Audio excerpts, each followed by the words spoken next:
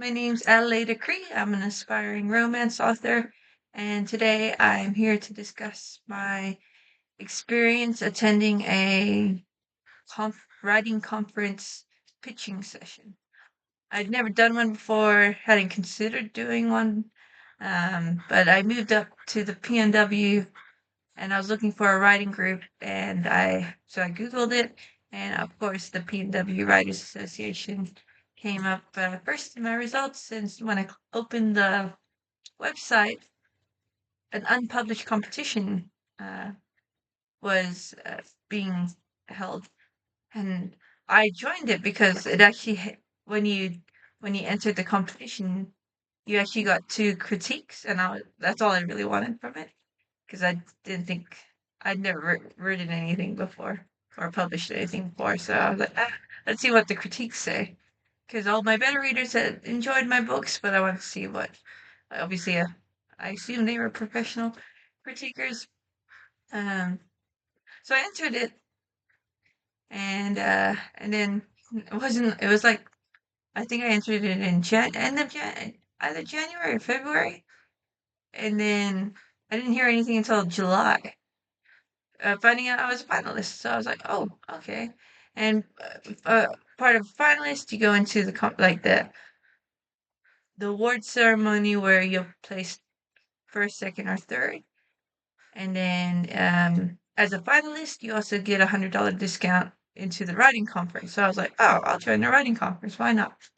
And the big seller for the PNW Writers Association conference, and I'm gonna assume other writers conferences because I've never been to one, is the pitching session. And uh, I only learned a couple of years ago that writing could be a profession. I read a lot, but never. I'm a smart person, but I just never connect the dots that maybe I could not be a writer professionally. Um, so I was like, all right, well, let's pitch my book since it's a finalist. It might actually do good. So I did some searching and I couldn't find a pitching session conference YouTube video, except for one, which I'll try and find and I'll put it in the description below because it was quite useful.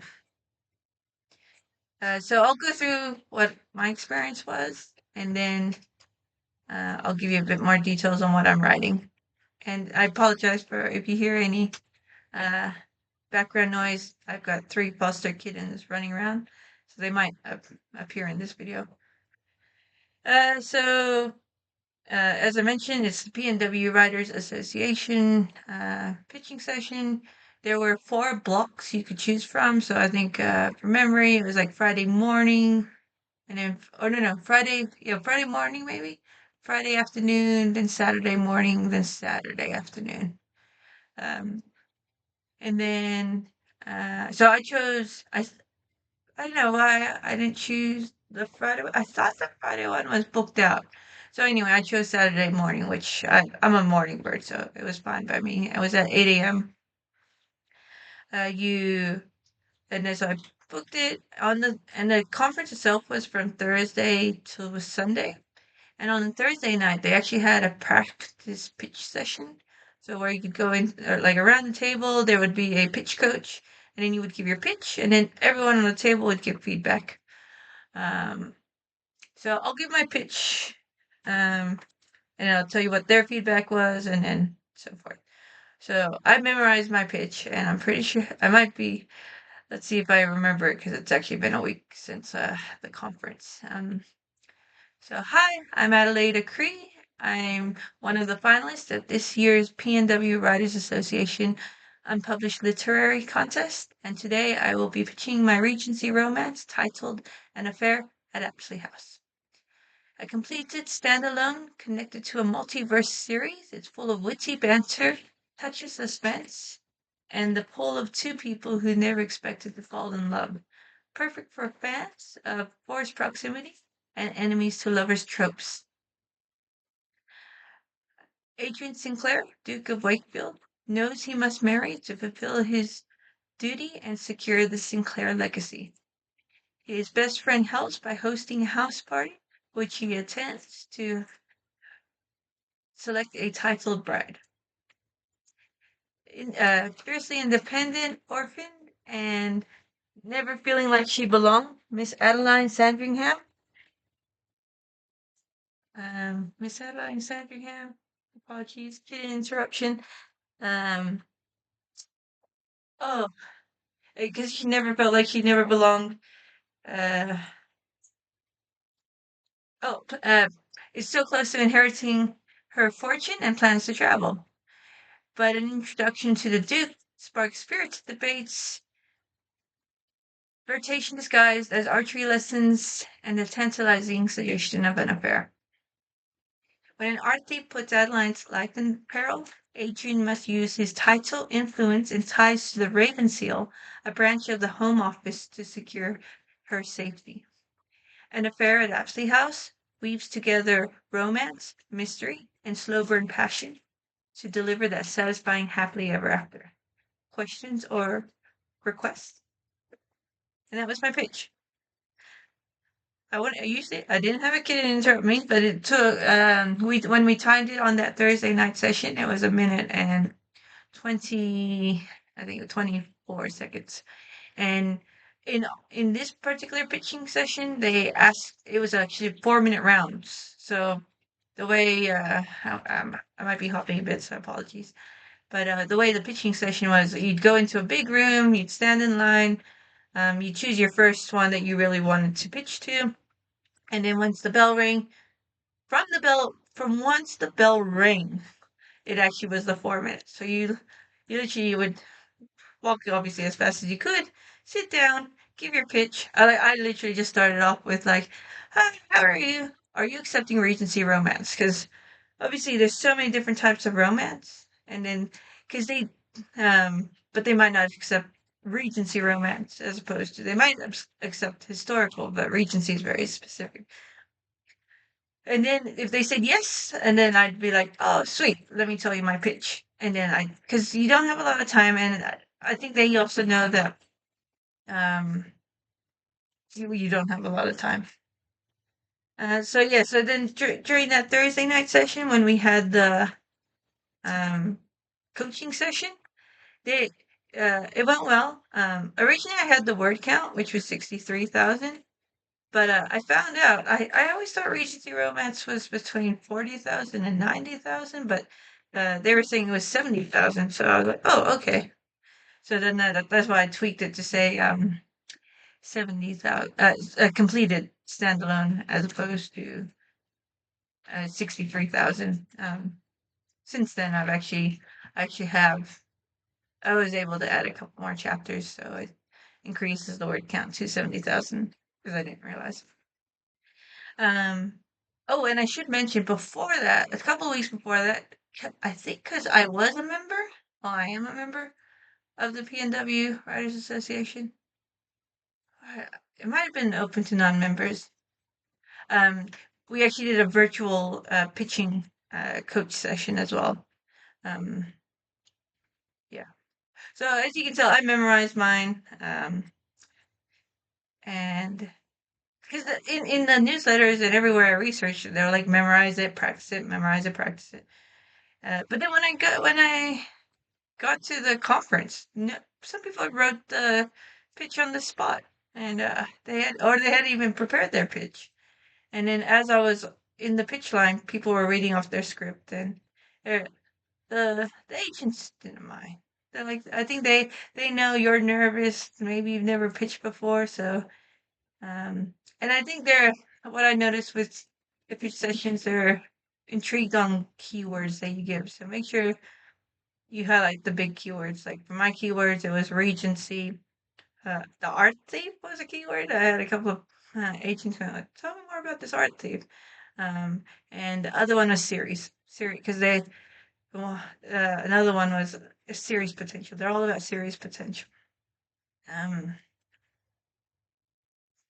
yeah, and then oh yeah, so yeah, my session. So 8 a.m. we were actually ushered into a waiting room, and so wherever the waiting room is, you want to sit at the front to the door that you're going to exit through to get to the actual pitching session room because it's in my case it was first come first serve.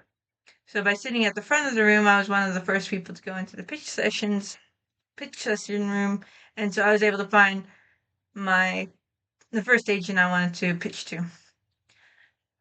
So then I actually ended up being the second person, so I had to wait. Oh no, I had to wait because the agent was talking to someone else, and so we had to wait another 4 minutes before the next person could start. So yeah, as I said, I walked walked to them, gave my pitch, and then she just because when I said, "Do you accept Regency?" She goes, "I was actually hoping someone would be pitching a Regency um, this session." So that was good because so I was able to pitch to 4 people. The first one was um, I was hoping someone would pitch Regency. The second one was, oh yeah, series? Okay. Like, she didn't even let me finish my pitch. She was just like, series? Okay, got it. Yeah. Send me your manuscript. The third one actually didn't accept Regency. But then, so I discussed with her I have an idea for a contemporary novel, a contemporary series. So we discussed that, and she thought it was good. But she was, they actually all mentioned that romanticy is the big subgenre at the moment. So then I'm thinking I should switch it over to romanticy. That's of course if my Regency goes well. Um, and then anyway, and then the fourth one was actually so the fourth one actually worked with the first one. So she said, "Send me the manuscript, but we actually can't take each other's manuscripts. But send her." So the fourth one said to send her an email and let her know that I also pitched and am sending my document to the first one. So and yeah, so they can discuss who wants to take it. Like if it's obviously if they want to represent me. They were all agents. The third one that was who interrupted me. Sorry, the second one who interrupted me and was like serious potential was an editor. Um, I was a bit confused because no one seemed to go to her. Because there was also when you're in line, right? So you just line up. So you have to like. There was one I lined up. Oh, the fourth one that I waited a long time. That ended up working with the first one. She Oh, what was I going to say? I guess it was just a long time. Yeah, because she had a lot of people who wanted to pitch to her.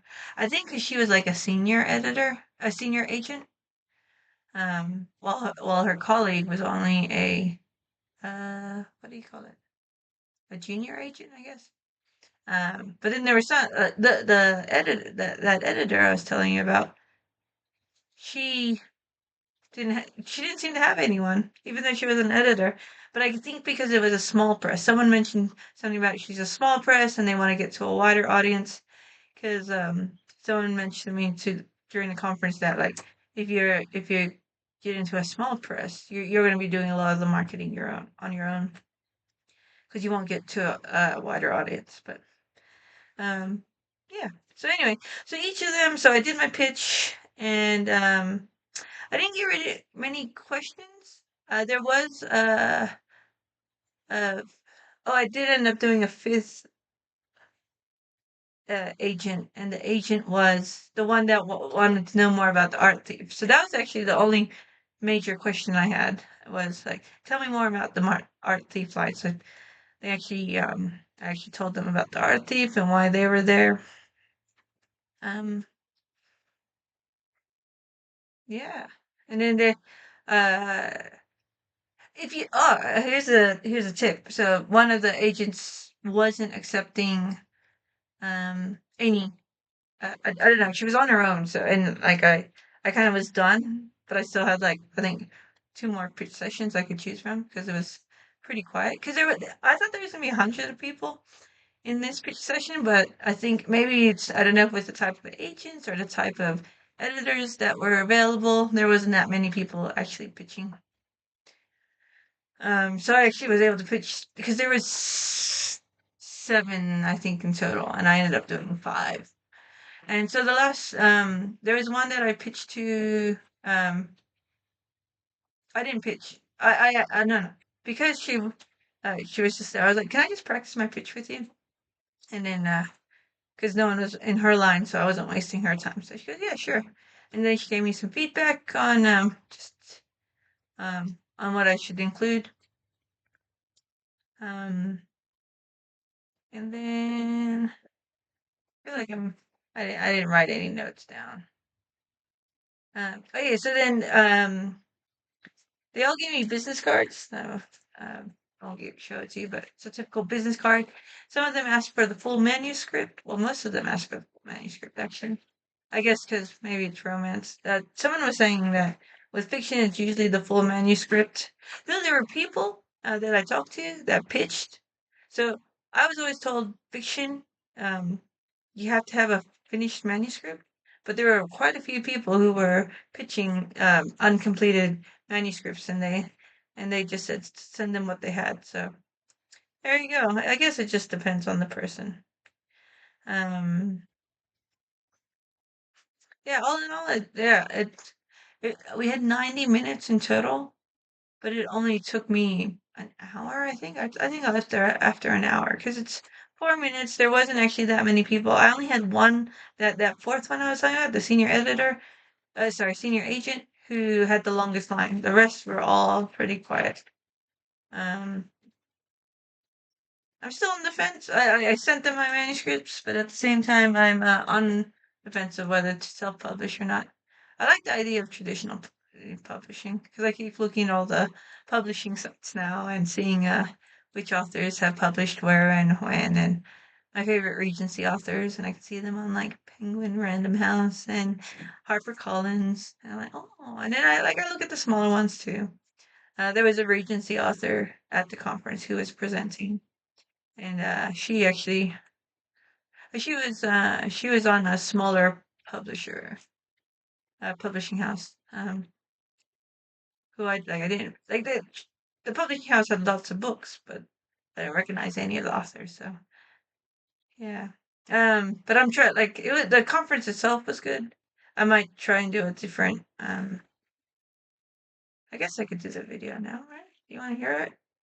Oh, there you go. I got two sections to this video. I'm sorry, I'm just watching a kitten, just in case. So that was the pitching session. Tips I'd just say I wrote my script. So originally I wrote a 2-minute script, and then during the virtual pitching session they said no, you want because it's a 4-minute pitching session. Uh, uh, you want it to be. What's gonna whack me? Um, you only want 60 to 90 seconds because 60 to 90 seconds will give you enough time for the agent to ask questions and then for you to ask questions. Say hello. This one is Hayden. You know Hayden because Hayden's got the line. And on the back, see the back? Sometimes it's hard because they're all brown and white. See? All right. So cute. Um, and the conference itself was cool. It was in SeaTac Airport, so I think it was good for anyone who was flying. SeaTac has a train station, so you could catch a train in. I drove in because it was just nearby, and like where I live, there's not really much public transport. And then parking was discounted rate. It ended up being with tax, $17. So it was a tad bit expensive. Um, and then I started on Thursday. Actually, there were like master classes where you had to pay extra, and I'm on a budget, so I couldn't afford those. And then when I got there, I thought they were giving out free coffee on. They gave out free coffee on Friday and Saturday, but not on Thursday or Sunday. So I ended up having to buy coffee, which was actually that it was the DoubleTree SeaTac Airport, and their coffee was good. It was I got an oat milk latte. It was $7 $85 or something. And if you get oat milk, you already know it's going to be expensive. So, uh, but anyway, it was good coffee. I recommend it. And then oh, actually, I think I have. Yes, I do. I can show you. So they did have it all online, but they had the PNW conference guy. So I'm a project manager. My background, and so I like to plan everything. But yeah, my first session actually started off at 11 a.m. On Thursday. So I did getting down and dirty with dialogue, which is good because like you're talking about specifically dialogue and how it comes across. Like you can get lots of people. So I want to keep looking at these kittens. They just turned 7 weeks and they've learned how to jump up and over, which is kind of scary. Um, getting down and dirty dialogue. Yeah, so it's just like when you're reading it, if you wrote a piece and you took out all the sort of filler and just read the dialogue, could you read the story and like see what it's coming across? Which I thought was cool because a lot of people, what I learned is you don't always say he said, she said. Um, yeah. The next session was the many ways to create a series. So the so this I've never joined a writers community like a professional one, and as I said, I only started writing my books in 2023 when so I got laid off from my job, and then I don't know that same month, I think, or the next month, I thought of this series that I wanted to write. And then, so ever since I've been trying to write it. It's, I'll go through the series at the end, but yeah. So that's why I joined the many ways to create a series. But, oh yeah, so that thought was, because I'm a romance writer, and I joined this because I thought it would be more, like, obviously, different genres have different series. Even nonfiction might have series. But this speaker is a sci-fi speaker, and I think all his books were mainly sci-fi or like fantasy. I don't think there was a single romance. And then he did it as in I've already forgotten what the word is. It was idea driven, character driven, and a word that I just learned. Menuai, Mandai. Do I have the? I just mixed up everything. Let me see if I can find it. It's like oops. Oh, does that? Oh no, I spilled coffee on it, I think. But it was like pretty much like I think it was world driven. So if you think of um I don't know, would Harry Potter be one? Where you create a world, like the series revolves around the world. Um I'm thinking of that ice one. A House of Thorns? Roses and Thorns? Yeah, maybe. Um, yeah, so they were going through it, and I just couldn't really connect it because I don't know. I don't read sci-fi, and but then when people started asking questions, then it sort of made sense. So I was like, oh, okay, I got you now. But I think it would have been good if they, well, that and that could be just my fault where I didn't look up the speakers to see what they write, because then it might not have been connected. Because the other one I missed out on then, which might have been good, is plot your book or plot your movie. And I'm a plotter. I can tell you this much. I've been trying to pants my contemporary, and it's not going well. I can tell you that. Um, but then when I plot, like as I mentioned, I'm a project manager, so I plot everything. So it takes a while. I'll do another video on how I plot my series. And then the next one was at 3:30, and it was. Did I watch this? Oh yeah, Not Your Mother's Memoir. It's like slaying Snow White and selling the truth, which was talking about memoirs. And I wasn't gonna join it, but I was like, like it was like my whole day was supposed to be for this conference. So I was like, oh, I'll join it. And I must admit, it wasn't like it was like they were fun to listen to the speakers, the panel, but then it didn't resonate with me because I don't think I'll ever do a memoir. So maybe I should, but I won't.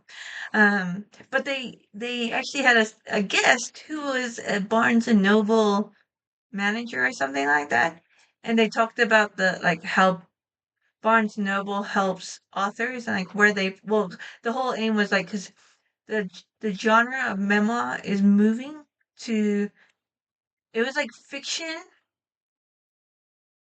but literary fiction. I think it was like literary fiction slash memoir or something. It was like in between, pretty much where like fiction ends and fiction nonfiction starts. Just because memoirs are like a bit more uh, dramatic, I guess is the word. Um, but yeah, then they were talking about how if you're an author, you can actually just go like an independent author. You can just go into, or maybe a published author, maybe to debut novel. You can go into Barnes and Noble and ask to speak to. Yeah, I don't even think I wrote that down. There's like a person in Barnes and Noble that you can speak to. Let me know in the comments if you know who I'm talking about. Where you can pitch your book, and if they want to put your book into the in the bookshops, they'll work with you, and they actually will work with you if you want to do like a book signing or a little like session with your readers. They can work with you, which is cool. She was from the I'm in the Washington, so they were in Issaquah, I think is the word. I'm still trying to get used to this area. And then the final session, oh, is that Pitch Fest I was telling you about. So yeah, you just joined a table. It didn't matter which table, but I did ask. I was like, "Is there any romance pitch coaches?" And yeah, the lady who actually did was the pitch coach. I already forgot her name. But she actually did Regency romance, historical romance. She did a whole range of different romance. I think she was trying to figure out her style best. Though I don't recognize I can't remember which publisher she was with. 'Cause she did traditional publishing and then she did self-publishing. But then she says she doesn't market any, so maybe she doesn't need sales. I don't know. And then on Friday, Friday was really early. So Friday, I I I said join at 8 a.m. because 8 a.m. was the PNW annual meeting and conference updates, but I was a tad bit late. So then I think I caught the tail end of it. Um, and they were talking about, oh, they were going to have a writing retreat. Um, and then from 9 to 10:30, they had an editor and agents forum. So that's actually where the agents and editors, it was like a panel session, and then they discussed what they were looking for. So they'd introduce themselves, discuss what they were looking for, what they weren't looking for, what the trends, and then there was a couple of questions, but you had to be really specific because they like made it clear that you weren't allowed to like pitch your book or whatnot. And so, and then at the end, so like once everything was finished, there was a wave of people who like ran up to the front to try and like ask their own personal questions. And then the moderator had to actually go, they have other places to go to as well. So that you have to let them go. And then this was, I think, one of my favorite of the sessions. So at 11:30, from 11:30 till 1, they had a movable book fest table. So there were, let's have a look to say, 12 tables, and they were all different genres. So I'll tell you what the tables I went to. I went to the romance table. I went to the middle grade and young adult novels, the historical novel, and the nonfiction table. Um, and it was 20 minutes each, I think. And then you would also the romance table, she actually had a list of like what makes a romance a romance. She talked about the subgenres. We talked about the tropes. The major tropes. Oh, that's right. That was her list of major tropes, and then the heat levels in romance, which is obviously a big thing. Um, historical was cool. Historical was kind of she actually just went around and then we discussed our books. Um, the middle grade and young adult was actually really good because I was thinking I'm doing a Regency romance series But in my Regency romance series, I had this school, and I was thinking creating a series on the school. But then I was wondering because obviously Regency romance is like can go up to steamy level, but then you like middle so then I was thinking, oh, maybe young adult novels.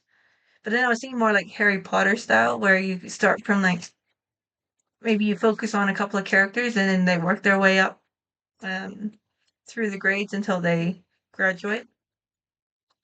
And I found out Harry Potter is actually middle grade. Even the last ones where it's like danger and death and all that. I was like, oh, because it's when the kids or whoever's reading the book starts, sorry, wherever the series starts is the age group that it's actually in. So I think Vampire Academy. Is it Vampire Academy that starts young too? But it's actually young adult that starts off at. Yeah. Um, I could be wrong about it. Yeah, but I hope you know what I'm talking about. And then what else did I say? We did historical, oh, nonfiction, because I have another series where, so I wanted to do a series on, like, so I like to learn, I'm always learning things, and so I wanted to do something on art, and I wrote my own little book, but I'm like, oh, why don't I publish it? But I was having, I still don't really understand the whole legalities on, I like using, like, photos of art and paintings and all that jazz, and so they gave me some good insight, they said to use Creative Commons Zero.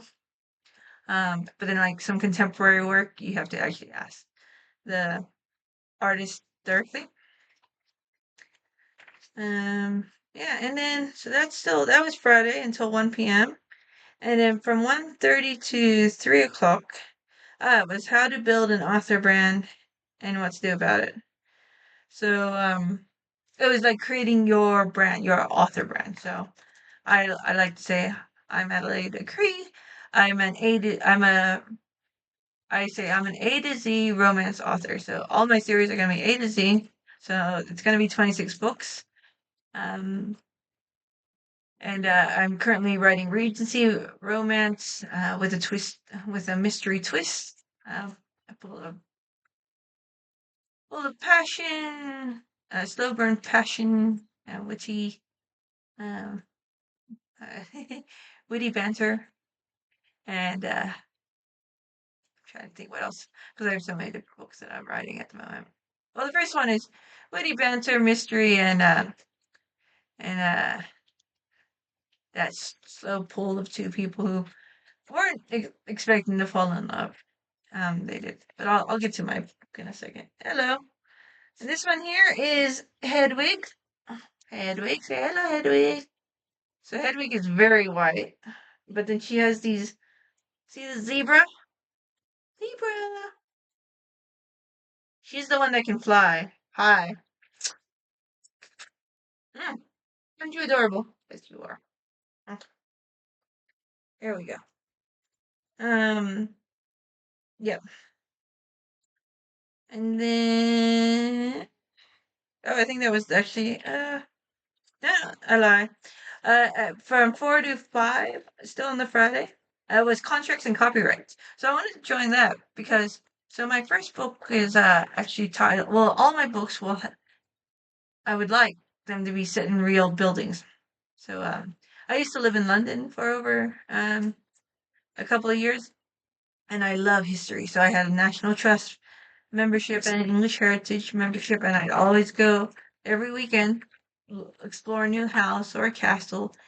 Um, and so each book will be based in a location um, to give awareness.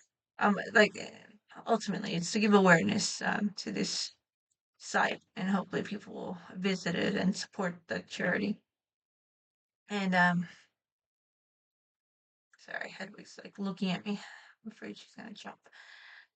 Um, yeah, so then I was hoping in the contracts and copyright session, they'd go into it, and they were. So we were actually up to, they had gone through it, which is like actually going through the contracts and like how to copyright your work, and then someone asked about like, oh, like what are the legalities behind using building names? or actual buildings that have been there for a long time. And before she could answer it, the fire alarm went off. But as the fire alarm was going off, she started to explain. She goes, it's a gray area. And then a lady from the audience was just like, "You don't need to worry about it. Like, no one's gonna see you." I was just like, "Well, you're not a lawyer. We wanted to hear what the lawyer said." So I never found out. So I'll have to keep searching. I hope so. So my first book's like An Affair at Apsley House. Apsley House is in London. It's been around since the 1700s. So I was thinking it's fine. All my houses are gonna be because my books are set in 1817 to 1818. Um, but yeah, and then let's move on to Saturday. So Saturday, that was my pitch session. So I did my pitch session first. And then from 10 o'clock to 11 was the 5 myths of romance novels. So it was like, oh, I can't remember on the top of my head, but one was like all romance is for women. All romance is all is like erotica. All romance. Oh, I don't know, but yeah, there were like 5 myths. Like I think all romance is like fairy tales. It was okay. It was good. There was I'm glad I went into it because they did ask. Oh, because I asked the question. So in my third book, originally I didn't have the protagonist getting married, because it's actually an older trope romance, and I was like, oh, why can't they not get married? Um, and so I asked the question, and it's because it's Regency romance. Regency romance, besides the happily ever after, and I think because of the society in those days, you have to get married. So I was like, oh, okay, that makes sense. But I didn't ask the question, so let me know in the comments below. But I wanted to know, if you have a series, can they all be different heat levels? So like so I'm hoping to publish my series, and like there's actually going to be 4 different heat levels. So you're going to have that sweet romance, um, sensual, spicy, and I'm thinking explicit, but then in the conference there was a lot of people that's like, you explicit's a whole different level. So then I'm like, oh, maybe not. And because I was using the, oh, I forgot what it's called. Let me have a look. It is I have it on my website, adelaideagree.com. And then I think I have it in under books. I don't know. Can I share my screen? I'm using just the Microsoft video player, so I'm gonna have to upgrade. I'm using the romance class heat levels, but I found out there's another one. So these are, oh, this is technically 5 as well, because the fifth, so, excuse me, the 5 levels are clean, sweet, sensual, sexy, or sizzling, and erotic. And I don't think I want clean, because clean to me feels like young adult or middle school. Um, yeah, so I'm doing that one. And I don't think I saved it though. That's did. Let's have a look.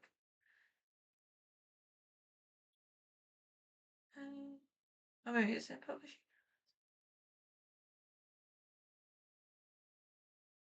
No, I guess not.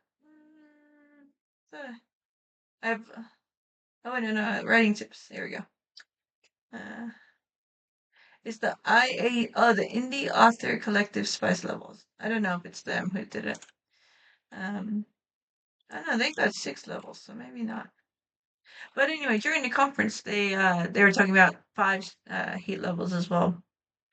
And I did ask the question. Oh, during the Romance Regency Roundtable, and they're like, "Oh no, you want to stick to one spice level, and once you're successful, then move to a different spice level." But so if I did that, I'd actually have to move everything. I was thinking move everything to like either sensual or sweet romance, because some of them are going to be sort of like dark pasts or traumatizing pasts, and where you can't just all of a sudden have sex. Well, I guess you could if you wanted to, but I'm just thinking of like they're healing.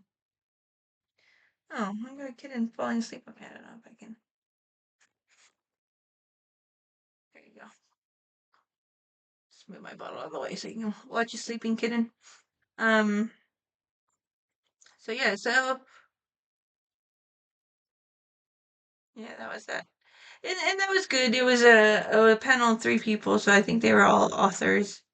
But there wasn't that many people in the session because right next door was the latest trends in speculative fiction and romance markets, and they were with two editors, and that was packed. And I think it was packed because they actually wanted questions from the editors. So, um, yeah, I kind of wish I would have liked to attend that, um, but I wish it was in separate sessions so I could join both. And then from 11:30 to 12:30, I ended up joining. Oh, how to make money in today's creator economy. It's with Jane Friedman. So I don't know if you've heard of Jane Friedman. She does all the reports on money and writing, and it was really cool. Check out her website actually. Friedman as in Friedman. And like she was talking about using like um different platforms, so like Instagram, TikTok, X, Threads.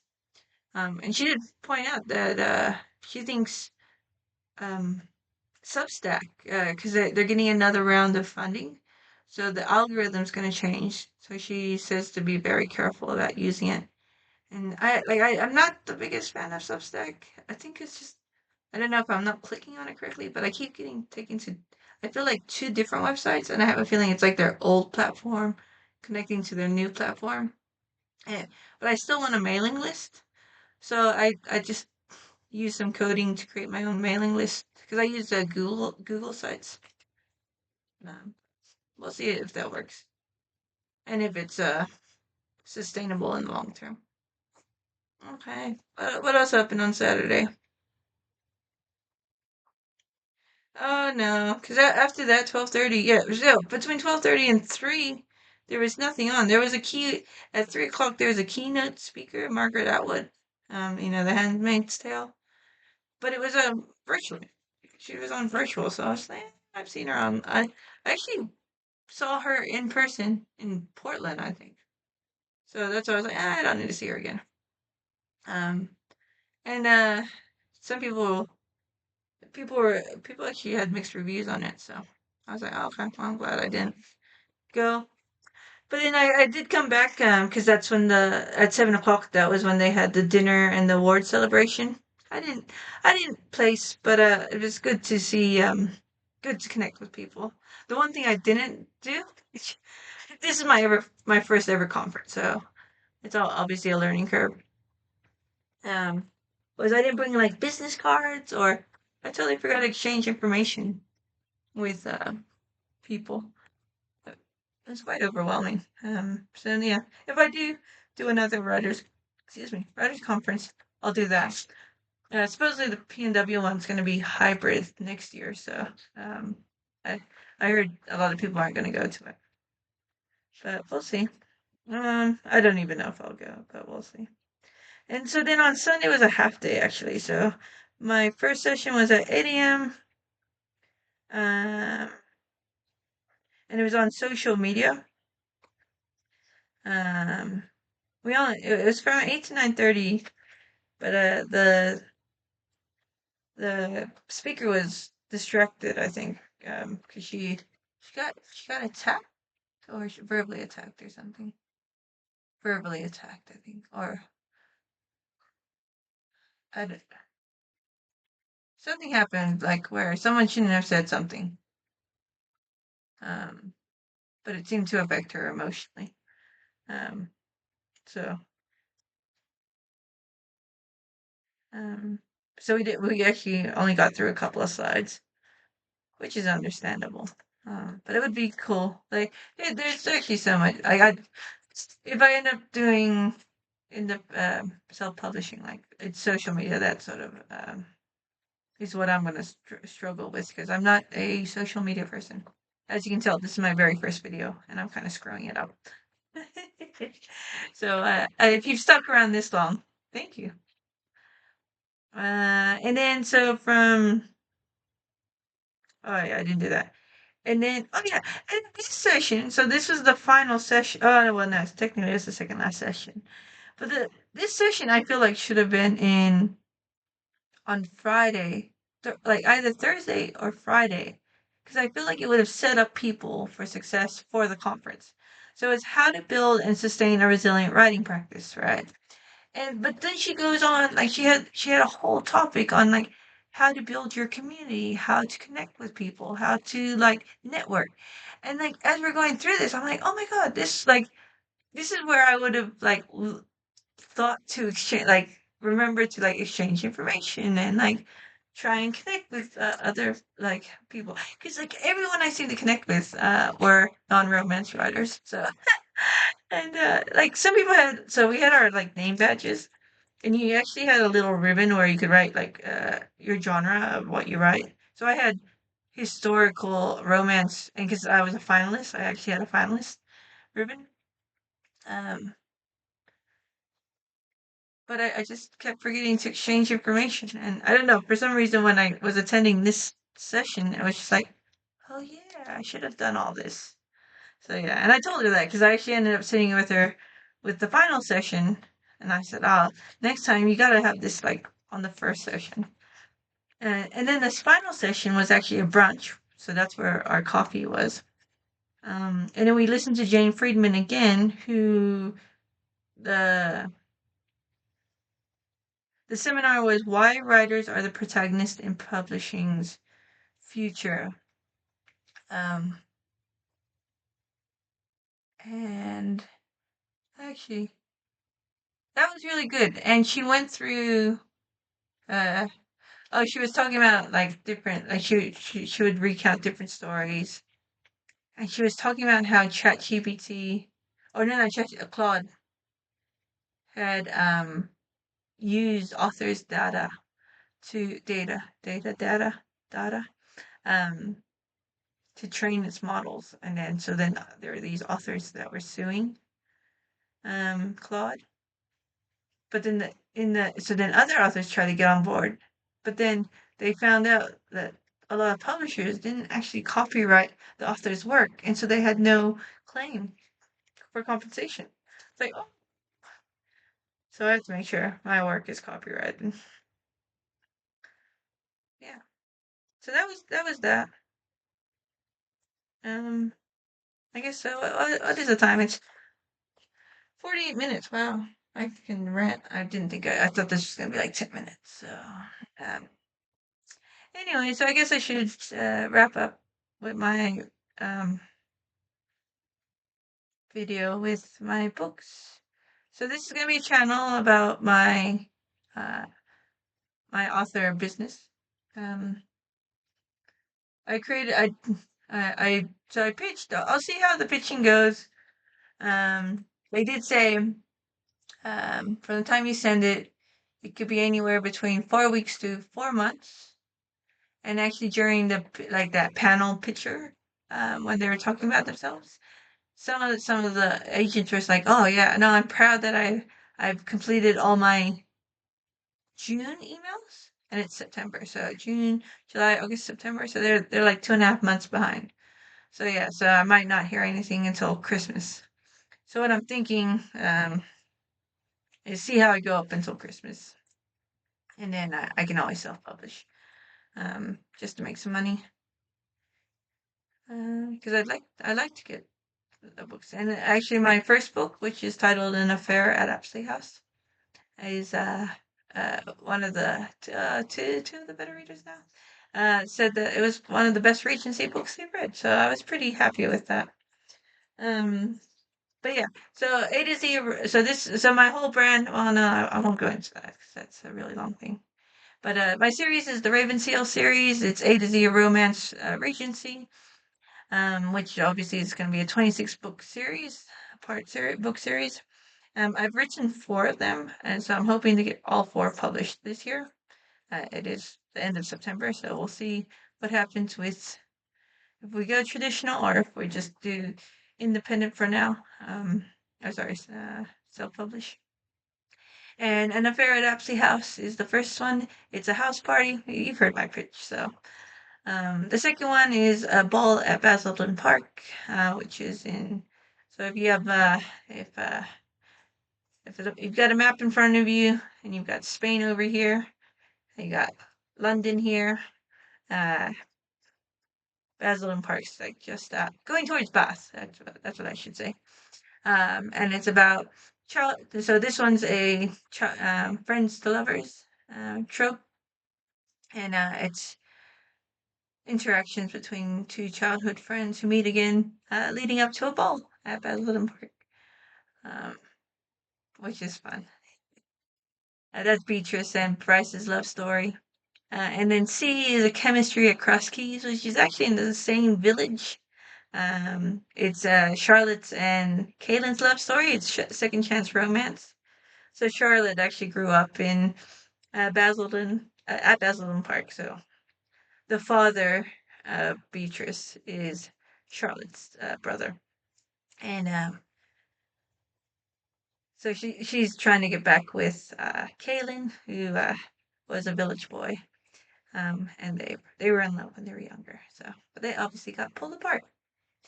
And then D is Dash and Dia's story, set in so it's called I have it called a diversion at Darren Park, and it's about Dia. It's a forced proximity trope. So Dia gets chased down by highwaymen and seeks refuge at Darren Park.